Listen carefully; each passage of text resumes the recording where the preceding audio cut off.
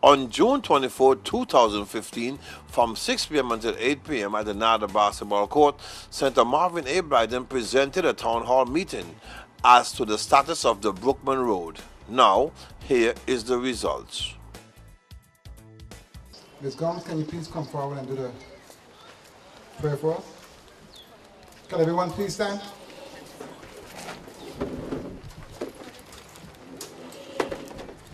Please bow your head and close your eyes. Dear Father God, I ask you today to keep a roof over our head to fix the Brookman Road, and thank you all for coming today to this meeting. God, help each and every one to bless them, give them wisdom, and give them your trust. God, I ask you to watch over each and every person who is here, including everyone in the whole entire world. In your precious name I pray, amen.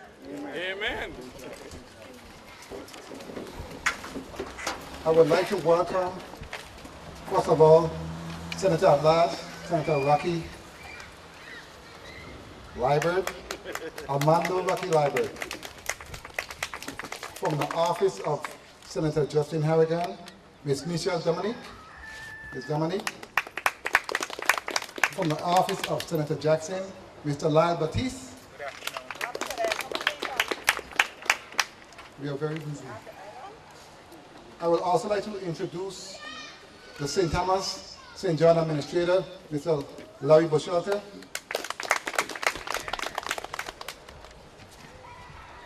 I would like to also welcome Mr. Winston Benjamin from Public Works Department, Program Manager, Federal Program Manager. Lieutenant Rosalind Jarvis from the VIPD. And Mr. Andy Smith, President of Island Roads. Did I miss anyone? Mr. Nelson Petty, Project Manager for Department of Public Works. Mr. Jeffrey Fleming, representing Island Roads. The man in the know. The purpose of this meeting is to bring all of the parties together concerning Brookman Roads and other situations along this area. I think it is important that we all meet as a community from time to time and get together in order to solve solutions. Because many times we find folks complaining all the time, but at the same time, what are we going to do about it? And that's why we're here this evening. So with that being said, I'm going to give us some ground rules. All questions are very important. Do not be afraid to ask any question. And no question is a stupid question. So let's get that in the open. Please do not speak when someone else is speaking. We all will have our turn to make our point clear. We're going to have a 2-minute time frame for each individual to ask their questions. And we do have a water cooler. We have water here for anyone that wants some to drink. So without further ado, I'm going to start off with, I guess, Island Roads. I'll let you go first and speak on the project where you're at. How long you anticipate? How long you anticipate the work to continue, and what we can do to assist with this project. But let go Public Works go first. So, Public Works, the mic is yours. Good evening again, everybody, for coming out. Thank you for coming out. It's good to see the public very much interested in our projects that are ongoing. This meeting, very much like one we had a few weeks ago, we're here to present this project to you, the status of it, how it's going, when we expect to be finished. I know that's one that everybody's interested in. Here with me are some of my staff. Mr. Petty, as introduced earlier. We have Miss Marilyn Holmes in the audience. She's the assistant to Mr. Petty on this project. So we're very much represented here to answer your questions. I'll let Mr. Petty go ahead and give you an update on how the project is going, and then we'll hear from Island Roads up next. All right, good evening, everyone. Just to get you a status on the project, this project started on May 4th. So we are less than 2 months into it, and I could safely say we are about 40 to 50% complete. We're probably 75% complete on most of the major drainage systems.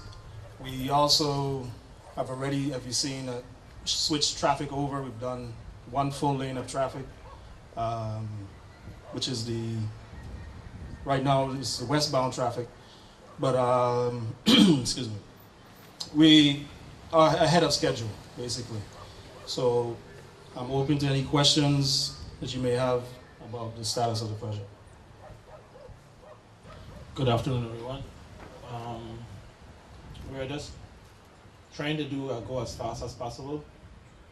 We've added extra hours, we've added extra men, and like Mr. Petty said, June 4th will be actually the 2-month anniversary of the start of the project.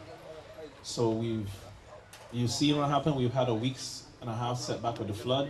We've already passed that. We came back, we added more, and we keep going. So we're gonna try to go as fast as possible, finish it off, and get out. Pretty much, that's what it is. Okay, you spoke in reference to being ahead of schedule with a project.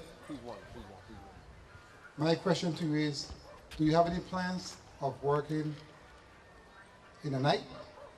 If some of you who was living here and after the flood, you notice I had a 24-hour crew working to get back on schedule. We got back on schedule and we surpassed it. So there's no reason to work in the night. We work 12 hours a day, and that's what has gotten us so far.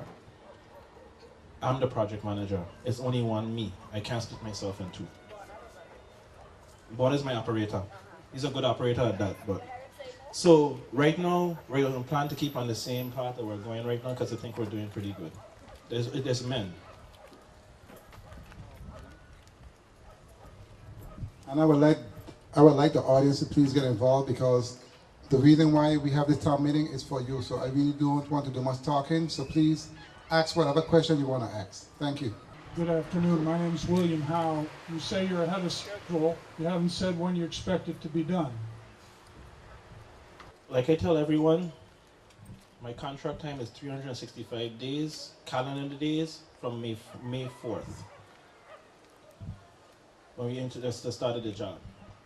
I have a contingency. As you know, we're in June. Where June month is done, July is coming. You know what season we're in right now. I already had a flash flood that the NOAA didn't even know was coming.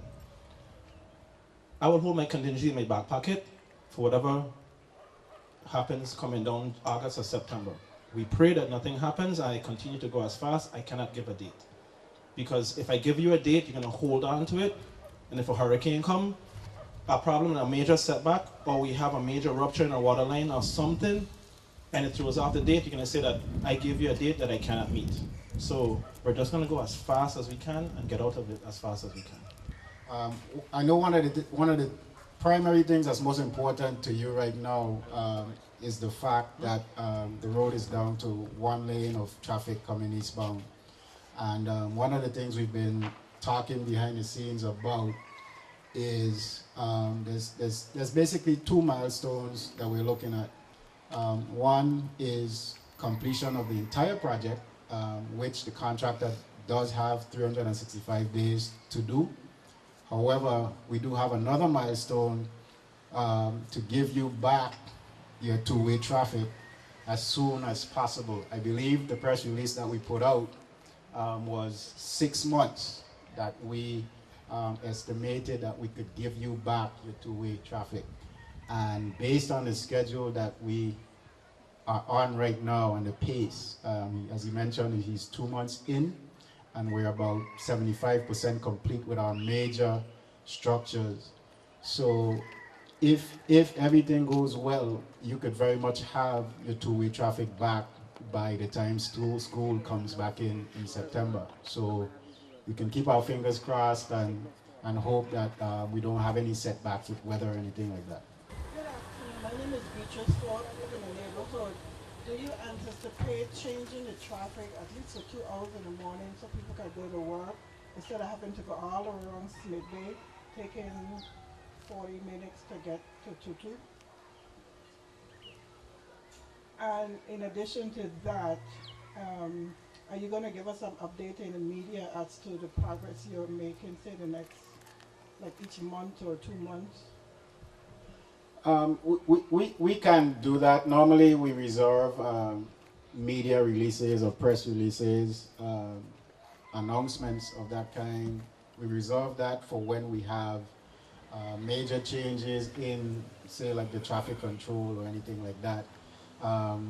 Maybe what we might need to do instead of doing press releases to announce, the status is probably to do a radio update or something about how the project is going, when we expect, if we're still on schedule, if we've had any setbacks. So that's something maybe I could take behind the scenes to the commissioner, and maybe we could work out a way that that could be provided to you. As far as your first question about possibly opening up the traffic for 2 hours in the morning to go west, that plan was part of a couple of alternatives, 2 or 3 alternatives, maintenance of traffic alternatives that we considered from the very beginning. We considered having alternating traffic, maybe in the mornings, having the traffic go west, and in the evenings you come back east. We considered shutting the entire road down and having everybody just find alternate routes to go through. We considered one lane, maintaining one lane going, instead of right now you come east, we consider it just going west. And each one of those had very significant drawbacks. What we had to do, and sometimes we all have to do this, is we have to choose or pick the lesser of the evil, as sometimes we put it. The one that has the least amount of impact, and that's easiest to learn or over time to manage in your everyday, as you maneuver every day throughout the area to get to and from work, etc. So we can talk about that some more, but we did consider that. We even considered, we'll call it sub parts of that. I think we talked about having certain sections open. I know we have a loop in the area and whatnot, but the logistics of it, the terrain, having trucks maneuver through those areas makes it very, very difficult. And then when you do have one lane with signals, that was considered, even that complicates it even much more. So,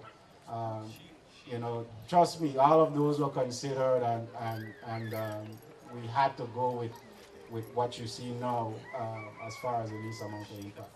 Good evening. My name is Maya Smith. I'm one of the residents here in the community. And my question is for the VIPD. Are there any penalties being imposed for people who are obstructing traffic by driving the wrong way?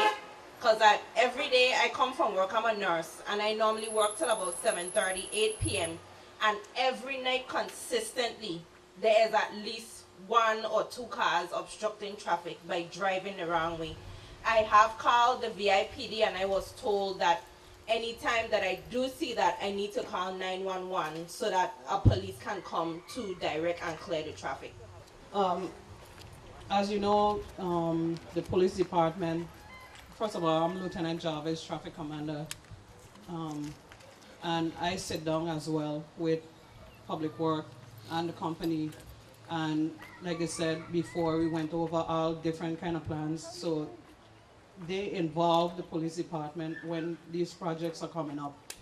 But we have been there giving citations to people that travel the wrong way. You know that we have a manpower issue and we cannot be there 24 hours a day.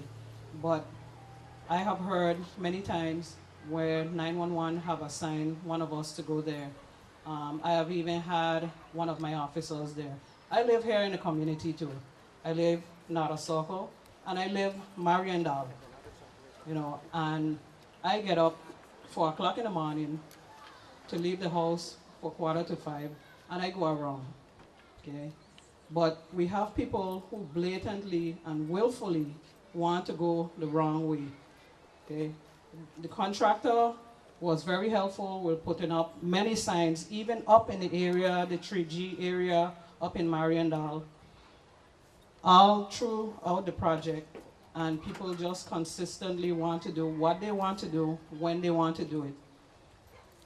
The construction workers have also been threatened to be killed by the community because they can't go through the road.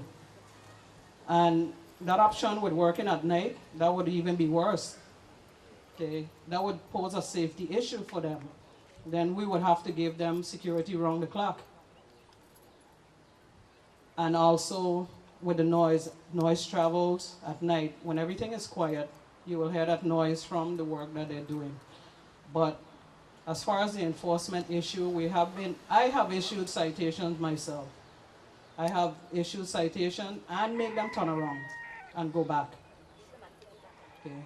But we have been there. We can't be there 24 hours, but we have been there. I know, I know the problem. You know, people want things done. They don't want to suffer no kind of inconvenience at no time for these things to be done. When they did the Mandela Circle project, it was a whole lot of concern about it, about the traffic flow. And look at it today. Everybody's happy. Okay. This area, those of you who live in the area, you know the problem that happens here. I have to come out my house when there are flash floods, in the middle of a hurricane, and I came down in the middle of the road, not once, but many times before they started the project. And the water is like knee-high, because all the water comes from PriceSmart, Duno, Anna's Retreat, Tutu. Everything comes right there, and you know where it ends up? Right here. And if this gut overflows, the people in Nada will suffer the consequences. Now, the project has started. Everybody used to complain, the road is so bad, when they're going to fix this road? They're trying to do it as fast as possible and the right way so that they don't have to come back. The concrete and everything. But people don't want to suffer the little bit of inconvenience to have it done right. When they had the flash flood, I took a video of the area because I came down and I was there. The contractor came out, Public Works came out, all of us was there. That water moved that steel plate from where it was. You know water will go where it wants to go, when it wants to go there. You cannot stop it. Okay? The road was unstable, part of the road was washed out, and people passed, the contractor came out, put up signs up by Toyota, road washed out, no access, on the message board. They put out a concrete barrier. People were still coming on there and they were upset why they can't go through. You know, I've been a traffic commander since 2007, and traffic is my love in the police department. And I've seen it over and over. You have people that just want to do what they want to do, when they want to do it, regardless of the signs you put up, regardless of whatever safety precautions you put in place, they will still do it. We're trying our best to help out the contractor to enforce that area, for the people that try to go through there, like I say, sneak through, you know. So we're doing our best. We have issued citations. We are enforcing it. Before we continue, I would like to recognize Ms. Sheena Conway from Senator Roach's office. Welcome, Ms. Conway. Hey, everybody. Thank you. And to Mia is your name, you said Maya?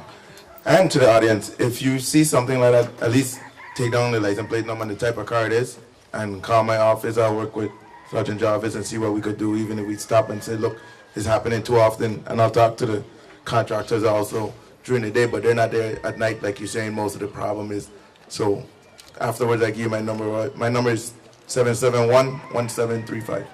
I just want to mention one more thing. I know the contractor didn't say it, but it had one point, they poured concrete. And this guy willfully walked in the concrete. Walked in it.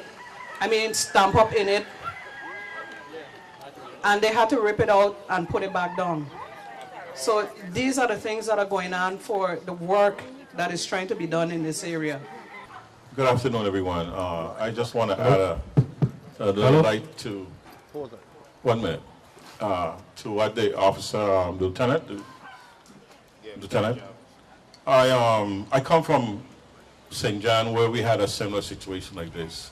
And I just want to say to you that Mr. Benjamin and his crew and Better Roads, other roads, I'm sorry, they did an excellent job in St. John in terms of, we had the same problem like this, the road was washing away, and the same situation you all are facing here. And these guys did a yeoman's job. In terms of the lady, I don't know your name is, but you made a good point to me. One is that we all listen to Adi Atley, we all listen to Sheldon in the morning. Mr. Benjamin, update report to those stations would be perfect. And then I have a suggestion that I see to do it, we do it right here in St. Thomas, down by Main Street. Officer, what would be the possibility of from between 8 o'clock or even between 7 to 9, traffic flow the other way, instead of the other way they move flowing now. Instead of coming through here, everybody could go this way.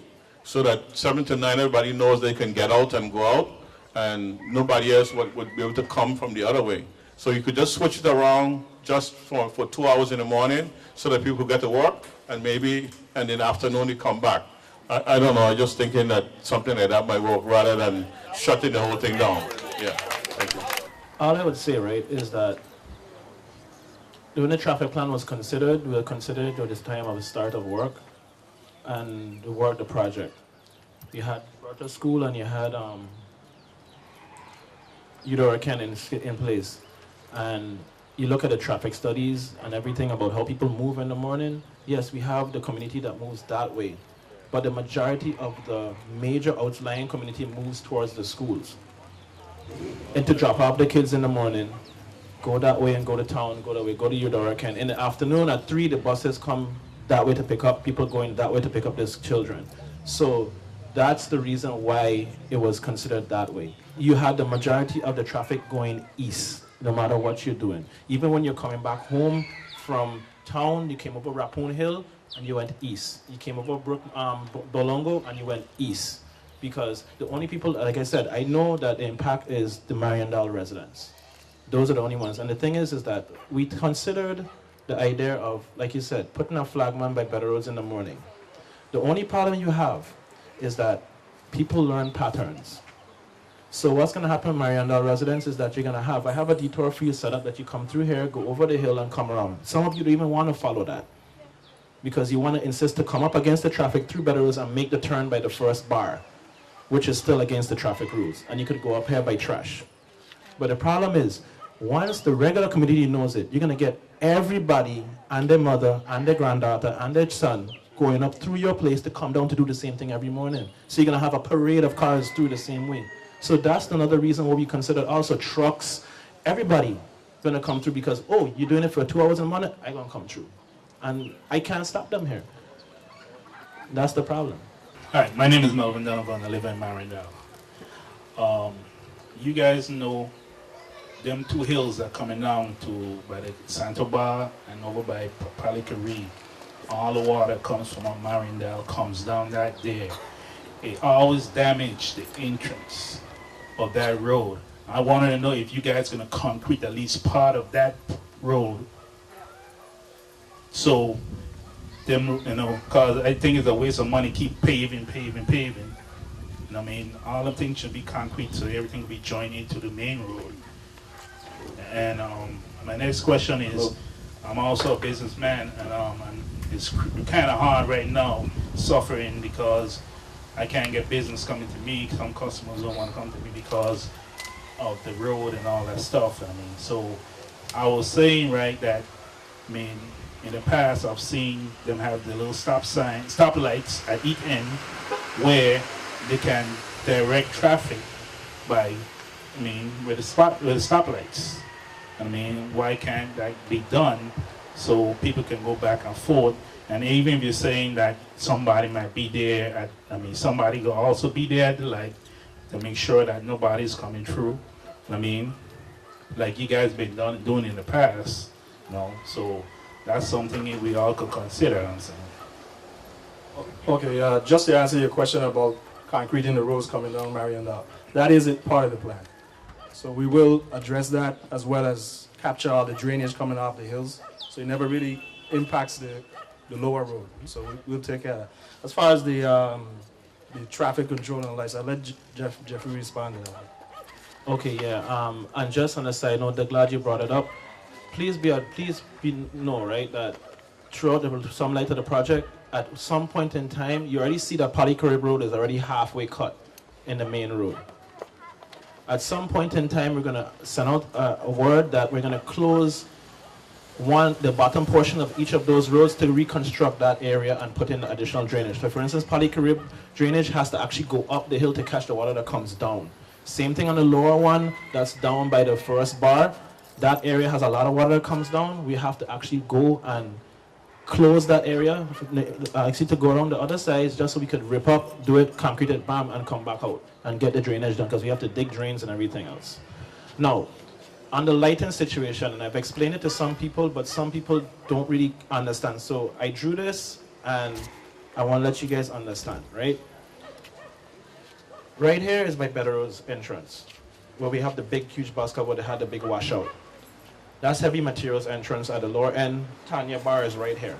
Everybody knows Tanya's Bar. In order to put up a light, I have to put a light here by Better Roads and a here by Tanya Bar.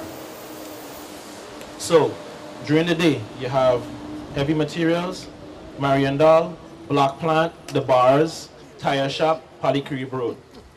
One light here, one light there. When this light turns green and people come this way, what stops the person from going here and coming and blocking traffic? It takes one car in the first 5 minutes. He blocks it, fine, traffic stops. My lights work on radar. If you don't pull up to that light, it would never change. Just like how the street lights work. So if he says, okay, fine, the cars are not moving, I don't see anything moving, I change to red. You turn green, cars come, bam, traffic jam instantly. Who's going to clear it? It's going to happen in 5 minutes. Because there's too much activity happening. In the night, fine, put it up. Some fool comes down here, stop, hey, how you doing? Bam. Traffic stops, light changes, traffic jam. Every night, every hour, it's gonna happen. You can't do it. I already dug up over here because I have to get my box culverts done. You're gonna have 2 lights, 3 lights, 4 lights. So you're gonna go stop, go. Fort Milner will turn into a traffic jam instantly. Your traffic is gonna come all the way back to here, go all the way back towards Mangrove Lagoon instantly. Just because everybody's gonna come through because we can go through. You have to wait on the light. And that's what's going to happen. You have a steady flow coming through now. Steady, steady, steady. Fort Milner is free. Everybody else is free. It's a steady flow. That was what was considered. And that's why the lights are not off. Plus, we're the first company that brought in the lights. Mr. Smith brought them in. Okay? You ignore my lights. Every time I put up the lights, it's not a real traffic light. I could drive through. Every time. Yeah, I put somebody to stand up next to it. I'm going to shoot you. Beep, beep, beep, beep, beep. It happened out here. That we had to call the police because people was like, my operator, I ain't gonna call no name. I told him, listen, when we started up, he coming around him, hey, you know what to do. Bam, machine in the road, boom, block the road. You're going the wrong way, turn around. I gonna be there. That guy pulled a gun on that guy out here. So, I can't put my man in jeopardy. You see it has speed bumps on the road now, right? People complain and call me all the time. You know why? At that area, shoo, flew past the road. No much time my guys almost got hit. And then people are going the wrong way. So my guys are customer traffic coming this way, so you look that way. So you're walking with your back turned this way going up because traffic is coming towards you. Boom, a car passes you because he goes the wrong way. You're endangering people's lives. All of that is considered. That's the reason why. Also to add to that too, I don't know if you know, several years ago, we had a flagman that was killed on the road when they were doing some road construction. We had 2 people killed. we had a vehicle, the driver wasn't paying attention, slammed, he struck the flag guy, didn't pay attention to him, killed him, a young guy, and also collided with the back of a truck. The other guy fell out and also died too. So we had 2 people that died that day on that construction. So again, that's why the speed bumps are in, is to curb certain behavior. A lot of you can recall and remember, this is really not our first bite at the apple when it comes to Brookman Road. Everybody remembers there was a phase 1 that we actually, it was like a guinea pig for us. We learned a lot on the phase 1 project. A lot of the traffic control that you see being implemented or being considered that we're discussing now, we have tried. I don't know if you guys remember when we had alternating traffic, where we tried to maintain 2 lanes going both directions. And if anybody recall, it was a nightmare. I mean, Fort Milliner, the traffic was backing up from Fort Milliner all the way down Rappoon Hill. And the same was happening on the east side going to Red Hook. And we had to scrap that so fast before, people had our necks. So, I mean, when we say we truly looked at a lot of these alternatives and considered everything, and we tried to utilize the traffic control plan that least impacts you and best serves us in terms of safety on the project, this is it. And the other goal that we have in mind is to try to complete it and get it back reopened to you as soon as we can. And like I say, if all things go well, we should be able to have it back to you in 2 or 3 months. So let's just pray that everything continues to go as good as it is. I've been living here for almost 40 years, and I'm going to change the conversation a little bit now. My concern here is not Brookman Road. I am glad they're fixing it, and they could take a year for my part. I will go around wherever I have to go. My concern is the gutter. This gutter we have in Nara, I have been through 13 floods in my life. We was on top of the roof, and the helicopters came out for us. I am living inside by the track, and I am tired of this thing. I have been to every government agency you could think of. Nobody have ever helped me. I am getting a little older now, and I can't do as much work as I used to do. And it's really horrible. It's really horrible. I think this is my suggestion now. I may be wrong. I'm not whatever. But at the end of the gutter, which is all the way down to the back by Donnestown, the drainings are too small. And when the garbage gets in there, where does the water flow? Back in Nara. And I think my concern here is not the road really, because I know they're doing a good job. I think they need to do something with this gutter and whatever the proper draining that we need, because this is going on awfully too long. And if anybody knows me, I've been on the radio, I've been on TV, I've been in the newspaper, I've been in the Avis, you name it. And nobody has ever done anything. Yes, they will come out and they will say something, okay? So this is my concern right now. And maybe if I could get some answers, I don't know if I could get some answers tonight, or where I can go for some help, I'll appreciate it very much. Thank you. You have a very legitimate concern. As we came in, I came in and parked and walked in. We were having a conversation, myself, Senator Liebord, and Mr. Blyden, Senator Blyden, on the very same issue. And I must say that when you voiced your concern just now, I kind of had a revelation, because I go back 2 or 3 years, maybe even more ago. Public Works have been petitioning DPNR to get machinery into the mangroves, to clear the mangroves so that we could relieve the drainage that comes through. And it's always been a fight because they protect the mangroves. And the revelation that I was just having is that, everybody's so concerned about protecting, mangroves and we're not trying to protect our residents who live in the area. So I believe with the new administration and new commission, I believe we can look at it from another standpoint and maybe make another push and get DPNR on board with some type of a petition movement to be able to get a temporary permit to provide some relief in there. So I'm going to take that charge up when the commissioner comes back from his trip. Good afternoon, everyone. Everybody in here probably live like in Nara, Soko, maybe Bovoni, but I live in Langmat, which is the backyard to Anna's Retreat. I totally appreciate that they're fixing the roads so I could stop changing parts of my car. But on the other hand, do you all have any intentions in connecting the roads from Langmat to the valley so that we could have a little more access out to Langmat instead of going through Marian Dam? I will have to look into that, honestly. I never even thought of that, but it's a good idea. I will look into it. Good evening. My name's William Howe. I have questions about the design and construction of the road. As we see the lane of concrete put in along the heavy materials side of the road, I noticed that it does not seem to be pitched to the outside.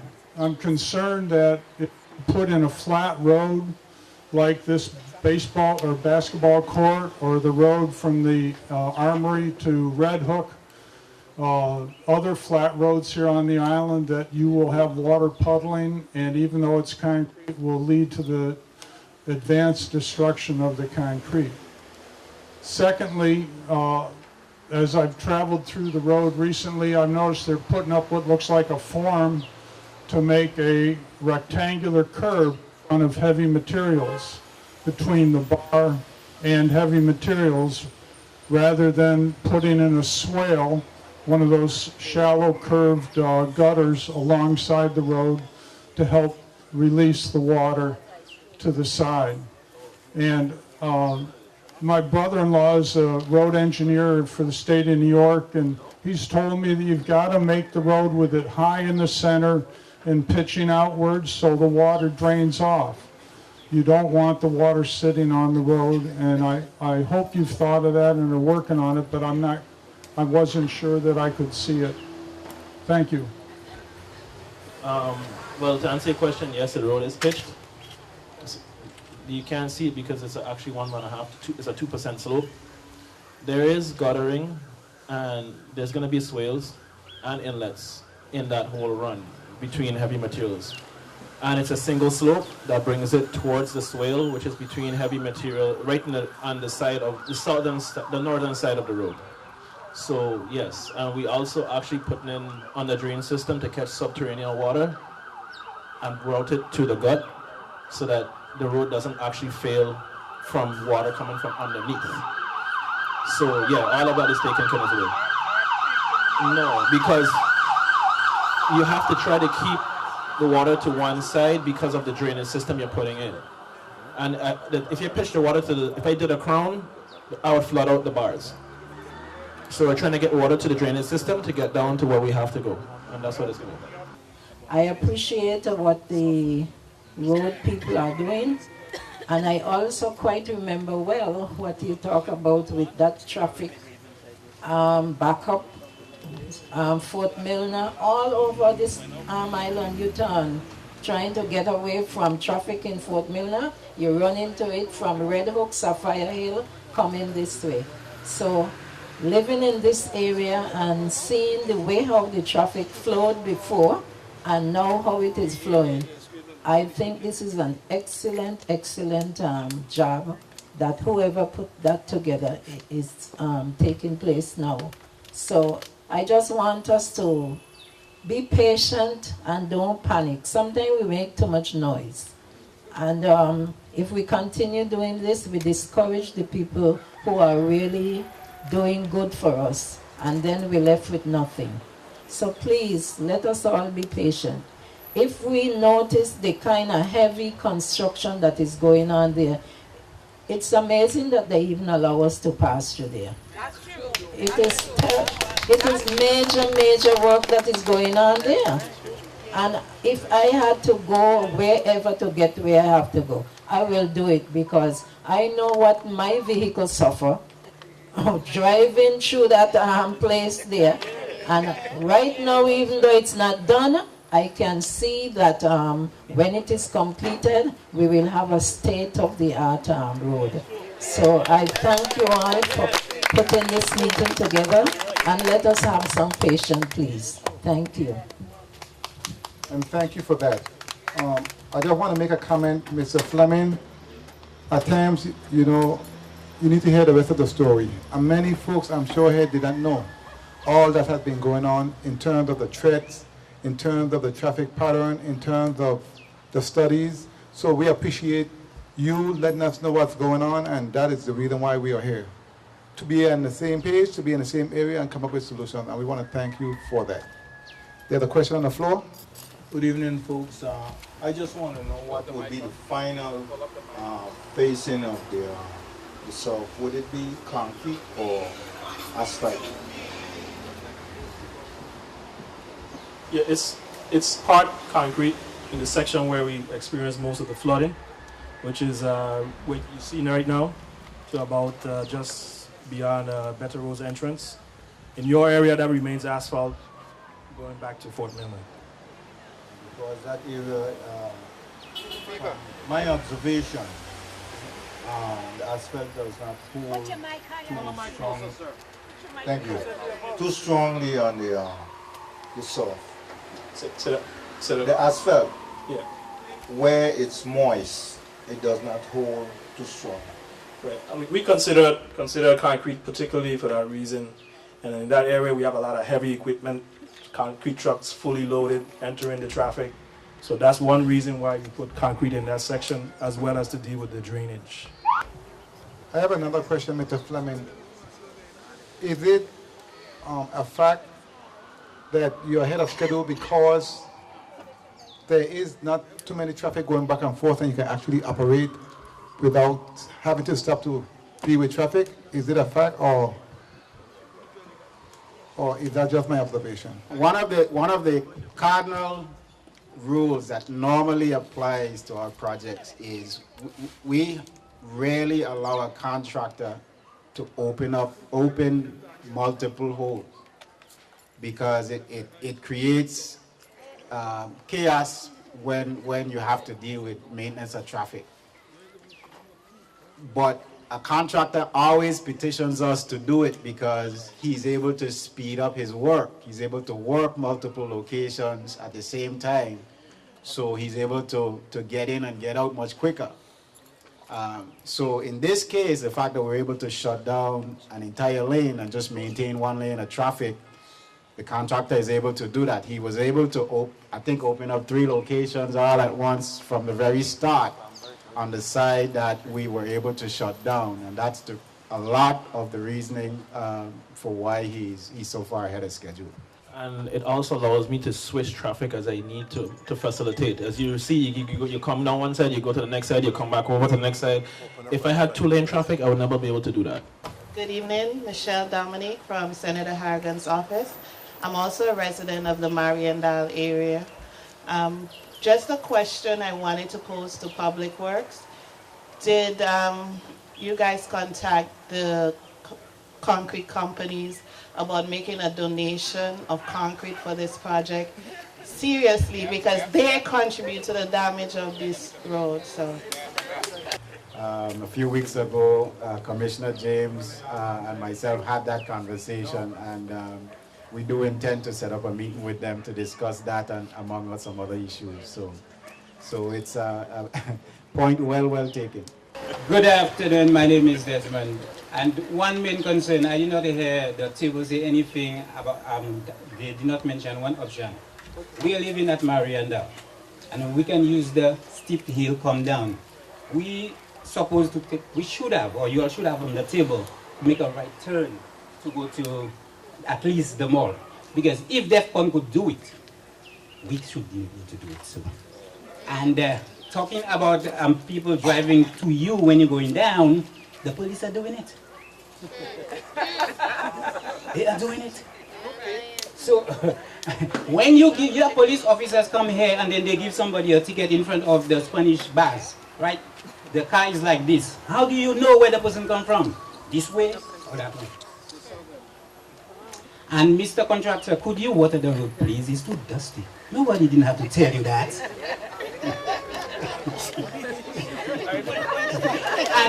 And the next question, while I am on the floor, the bypass you all have there for the water, call a bridge, you all have a center support.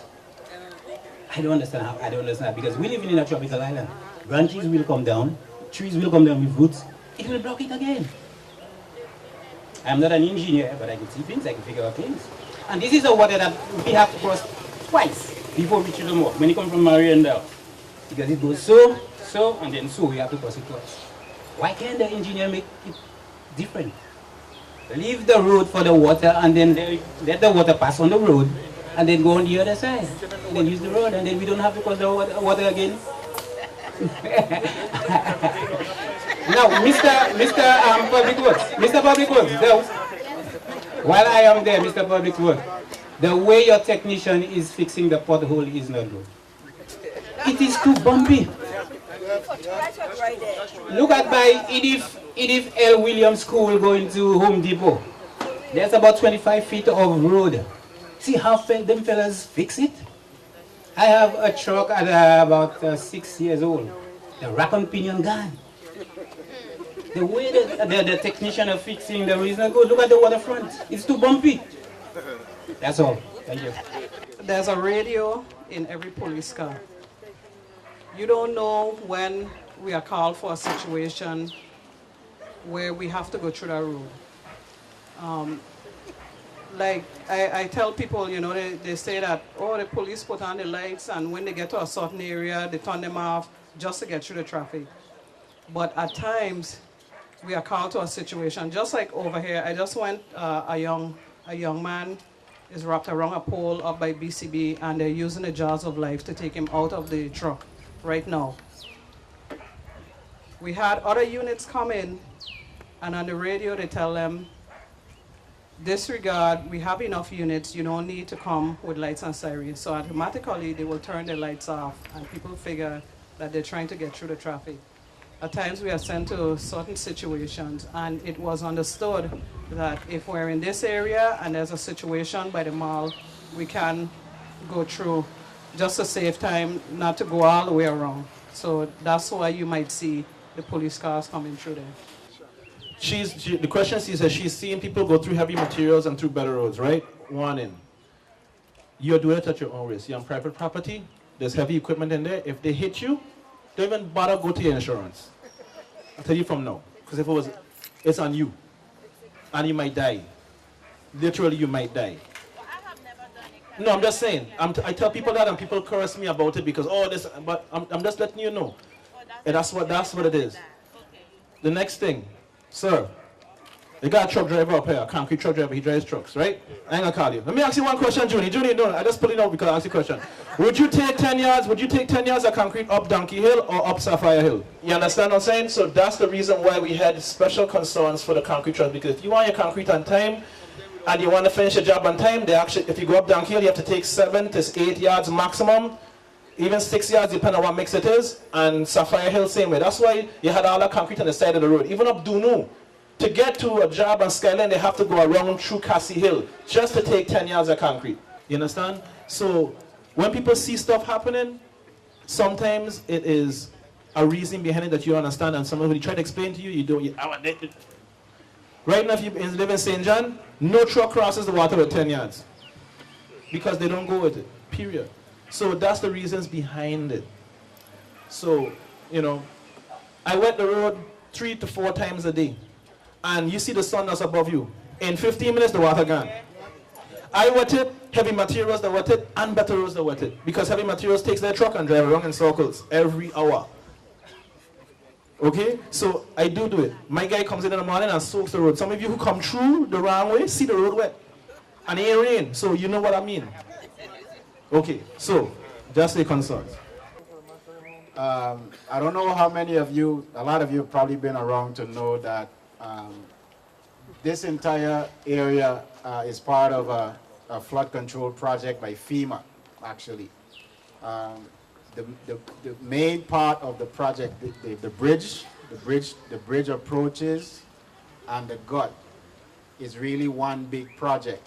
And the reasoning behind the bridge being built by itself, and then we're now going to do the approaches to the bridge or the road that connects the bridge, is simply because somebody found out that the Federal Highway Administration could fund the roadway portion of the flood control project.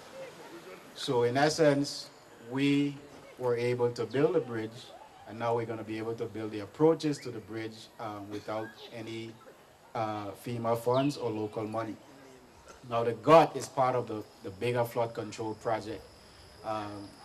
Those plans have been in Public Works for quite some time. I think it's being done by the Army Corps of Engineers.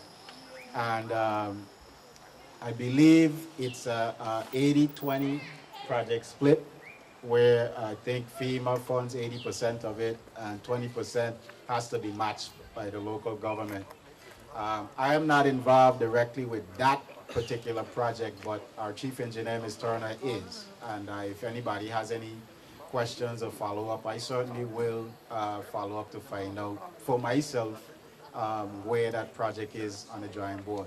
And that project, as it's designed, is supposed to move the gut away from the homes, and I believe you're going to lose this basketball court. Right, that's from what I've seen on the plans. The gut is going to come through this basketball court and be aligned with the new bridge, the bridge to nowhere as we see it. And that was the purpose. The old bridge, as you know it, will come out. So a matter of fact, I have a feeling that we are taking it out as part of the Bridge Approaches project. So that will even be removed sooner than the flood control project. So that gives you a little idea of what's going on and where it is. Did we miss any questions? Yeah, that was, my name is Burley. I live in another area, another circle. And you have pretty much partially answered my question, which is pertaining to the Nada gut, because as of the last flash flood, we didn't get any rain in Nada, but my place was flooded. I couldn't get out of Nada from Nada circle exit. And when this project is completed, that means more water will be coming down this side. So at least, I would like to know this gentleman in charge of maintaining the gut. As you can see, a lot of trees over the gut. The gut is dirty. We are, summertime, hurricane season, flash flood season. At least, please clean up the gut. And I would like to know this gentleman and get his phone number. So when the gut needs cleaning, I can call him up and remind him, okay, a flash flood coming, hurricane coming, please come clean up Nada gut. Because we are experiencing some serious flood problems in this area. Thank you. Yeah, I believe if I were to retire and come back again, that's where I would work in Public Works, in roads and maintenance, because that's one of my peeves. One of my peeves, I've been fortunate to rebuild a lot of roads in Public Works, in the whole territory. And one of my biggest peeves is seeing drainage systems that we have installed 15, 20 years ago, just piled to the rim with debris and dirt, and that has never been removed. I mean, it just hurts my heart to see it.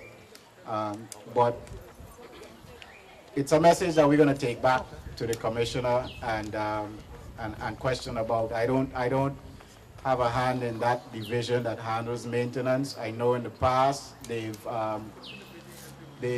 rotated the roadside crews to do gut cleaning, to supplement the road crew that's assigned in the Public Works and charged with cleaning guts, etc. So they've been doing what they could, but certainly we'll take take your comments to heart and take it back with us to DPW. My name is Miss Reimer. I always call Mr. Bush Shelter. About this NADA got here. Up to today, I think I called and I left a message because you promised me within 2 weeks, and now I think it's 4 weeks and nothing has been done. Okay? Now, I would like to see all those trees in the gutter cut down. You know? Yeah, I would like to see all the trees in the gutter cut down and have it cleared, you know, including over the bridge, where the last time when they clean, they take all the garbage and the dirt and they put it over the bridge to nowhere. That's why all the dirt is built up there. Okay? Yes. Mr. Shelter. Hi, Miss Reimer. How are you? And yes, you do call me, and I did make, and that's why it goes back to what the gentleman said earlier when he said he doesn't like to give a time. Because when you give a time, you guys hold us to it. And I only said that because they were down in town doing the young gut, and they did a heck of a job down there. So the minute they're finished there, between this gut now and also the one at Garden Street, those are the two that they're kind of working on right now. But I wake up thinking about you all the time, so I'm trying to deal with you. Trust me. One more question. Yeah. Okay. Good evening. My name is Alston Peterson. I'm a resident in Nada. The next road down on the end where the water comes down in the gut, it used to have a open up culvert there when the water come down. What they do is they close it off and plaster it. And now when it rain hard, the water back up and it go all the way up halfway up the block. Speaking of what the lady there from what down by Sanchez Town was saying, this gutter need to clean.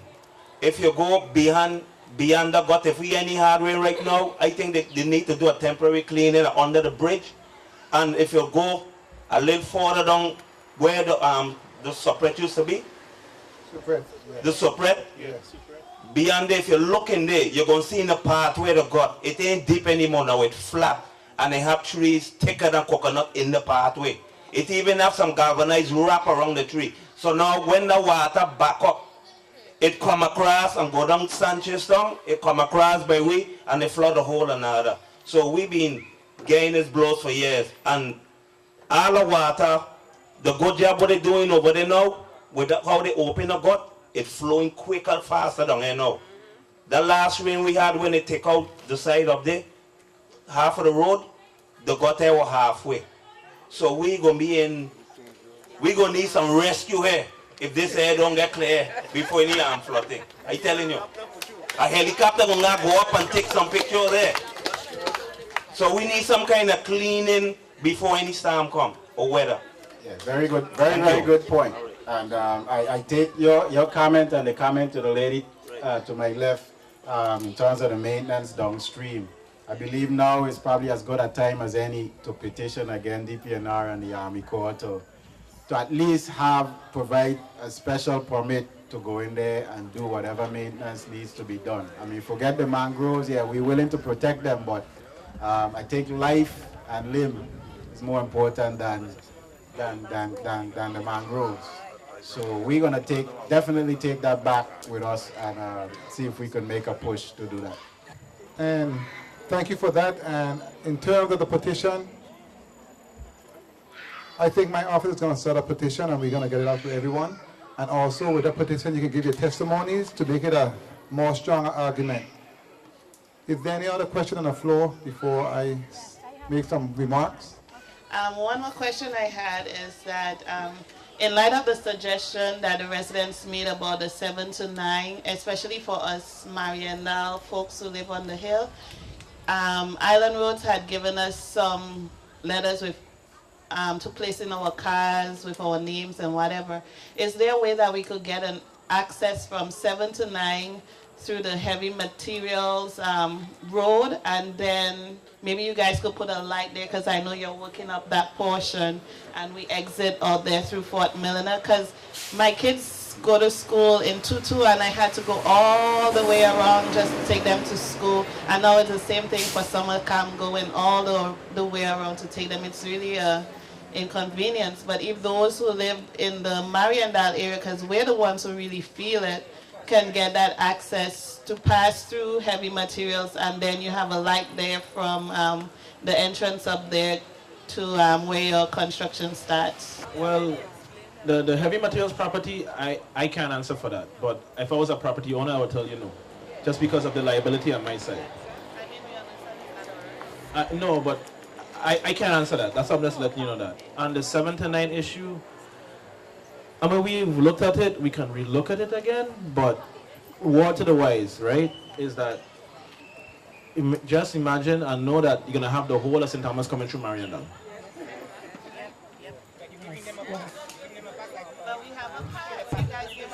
I understand.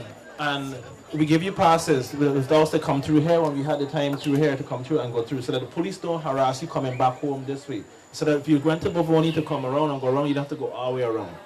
Remember that? Right.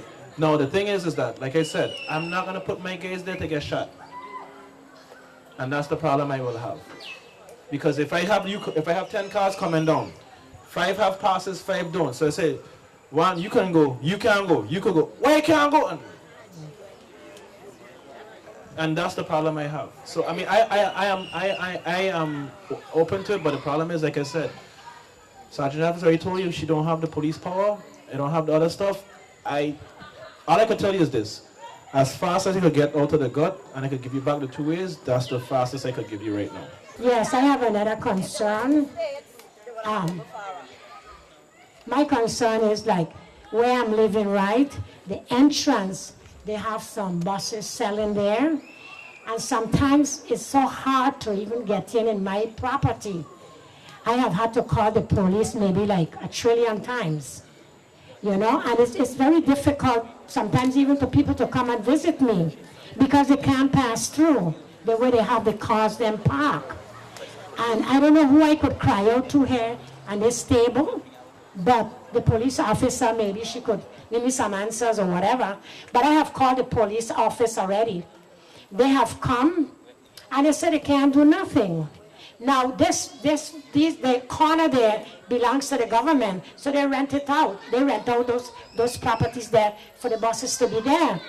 Is there anything that can be done that maybe we could have the traffic flowing through instead of having to wait and then someday you have to reverse? Why should I have to reverse and I go in my property? I shouldn't have to reverse because they decided not going to move. I mean, and it's kind of difficult, like I'm telling you, I am not getting younger here. I'm getting older. And I never had high blood pressure in my life. And I'm getting it now because I'm so frustrated. So I don't know if you all have any answers. Thank you. What we can do is have the officers make periodic inspections. The officers here at Zone C, as well as my traffic officers. And if at any time you're coming in there and the roadway is blocked, just call 911 and they'll have one of us come out immediately. I know that area is,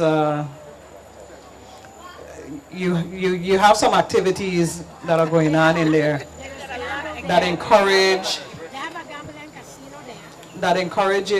you know, a lot of people in that area. Not only the food vans, but the other extra activities that go on there. I don't know if you know that the former deputy chief lives on the hill. She has also made sure that the units come out there to try to clear up that parking situation, and the officers had also issued parking citations in that area. Well, then it's just a matter for the officers to make periodic inspections and come out there every so often and just make sure that the roadway is clear. I don't live in Nada, but I have a concern about our communities. Hurricane season is approaching, and I don't see the trees out of the wires. And the first thing that goes is the electric. And it could be avoided if they would take a little time out to go to each community around the island to eliminate those big branches, I mean branches inside of the trees. And they are the ones who are talking about hurricane prevention, what to do and how we're going to get done. And they're not doing what they're supposed to be doing, because if they would eliminate some of those trees from out of there, our electric wouldn't go as fast. That's my concern. Well, thank you for that. Perfect way to end the town hall meeting. But before I close, I would like to thank, first of all, every single one of you for coming out this evening, because this meeting was held because of your concerns. And I want to say thank you so much for showing up, because that's what it's all about, coming up with solutions.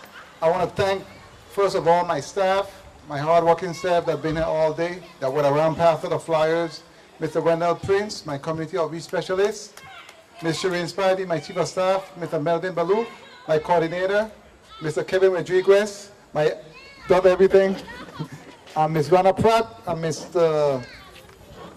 Attorney Joseph. I would also like to thank the senators and their representatives that showed up here this evening. I really appreciate you guys for coming out. And most importantly, I would like to thank Mr. Winston Benjamin, the Federal Program Manager for DPW, Mr. Nelson Petty, Project Manager, Larry Bochelta, Administrator, Rosalind Jarvis from the Police Department, and Mr. Andy Smith. I know you took a lot of blood. Mr. Fleming, I'm sorry. But anyway, I know you took a lot of blows for Andy, so when you see him tomorrow, tell him he owe you, okay? But thank you so much for being here. I really appreciate it. I want to thank media, Ras Reg, Bobby Thomas, Mr. Bruni. You guys are awesome. And Mr. Gordon Grant for basically volunteering and assisting us with the sound system this evening. I really want to say thank you so much to everyone for making this town hall meeting a success. I think we had a robust discussion this evening. It was very productive, and I want to say thank you so much. And we came up with several solutions, and I look forward to seeing the road open both ways so we can all be happy and talk about something else, the bridge to nowhere or something else. Thank you so much, everyone. And I'll give everyone 1 minute to wrap up, okay? Senator Liebert? Thank you very much. I just want to say I'm here to support and listen to the issues, and I think that they brought a lot of the insight. I can speak to Mr. Benjamin. I've seen him with some project in St. John, and they do a yeoman's job. So this is going to be a good project when it's done and finished. Again, thank you much. Good evening. I want to thank everyone for coming.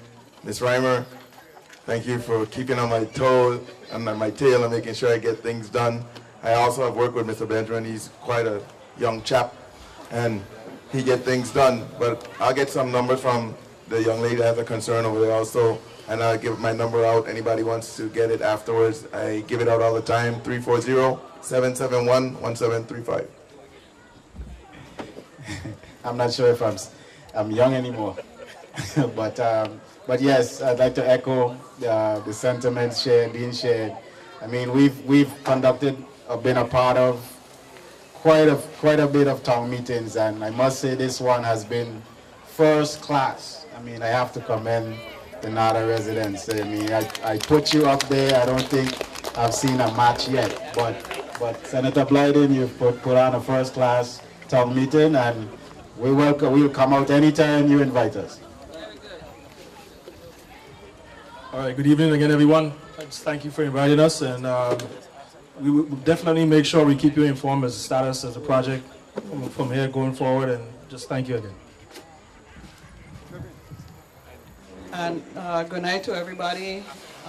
Thank you, Senator Blyden, for inviting me here. And also, at any time that there's a situation, you can call 911. We're going to try our best to deal with every situation that comes up. We're not going to keep crying about the manpower issue, but still it is a concern for us, but we're going to do everything that we can, especially with the Sanchez Town area and with the people that are driving through the wrong way. Thanks, everyone. I just want to ask you to have patience. We're trying to work as fast as we can. That's all. I have one more speaker who just arrived. He's another Nada man. Senator Graham. Good evening, thank you. Sorry for being late, first of all. I had a budget hearing today and meetings after it, so I do know that Senator Blyden left so he can be out here and be on time. And I see that there are large senators here. And definitely know that we are also looking at I'm sorry.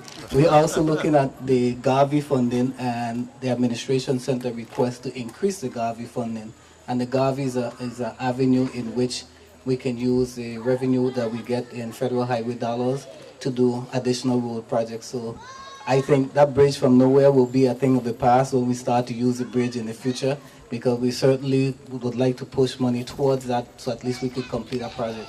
I know from living in this area that every time it rains heavy, this existing bridge, the water is almost to the top of it.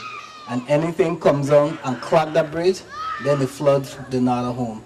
So we have to get that bridge to nowhere completed so we can get that existing bridge out so that the water can flow under the existing bridge. So again, sorry for being late, but I'm here to entertain any question, and thank Senator Blyden for coordinating this meeting. Thank you. It's better late than never. Thank everyone again, and you all have a safe evening and stay blessed. Thank you.